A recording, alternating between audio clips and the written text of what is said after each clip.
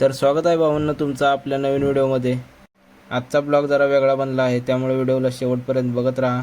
आज मी आलेलो आहे माझ्या मित्राच्या फोटो स्टुडिओमध्ये। शॉप नवीनच ओपन केलं होतं, त्यामुळे अरमान भाऊचा फोन येत होता मला, फोटो काढायचे फोटो। 2 वर्ष झाले मी फोटो शूट करून, त्यावर आज फोटो काढतोय।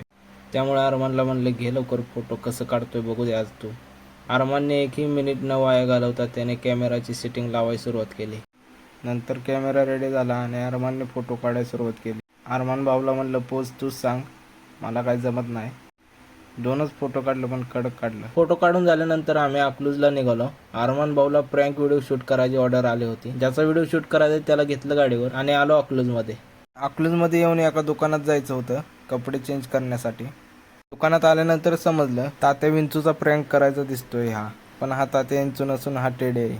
टेडी सोबत जरा व्हिडिओ काढला। टेडीचा सूट घालून अख्ख्या अकलूजमध्ये प्रँक व्हिडिओ बनवत होता।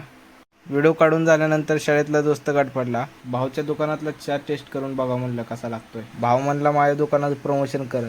त्याला म्हटलं मी 10,000 घेतो एका प्रमोशनचे। नंतर तिथून आम्ही सोमवारच्या बाजारात आलो। तिथं काही व्हिडिओ शूट केल्यानंतर मार्केट यार्डमध्ये जरा सिनेमॅटिक शूट करावं म्हणलं।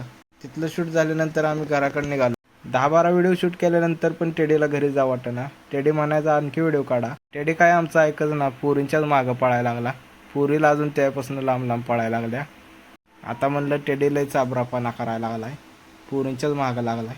म्हणून टेडीला आम्ही तिथेच सोडलं आणि आम्ही निघालो घराकडे।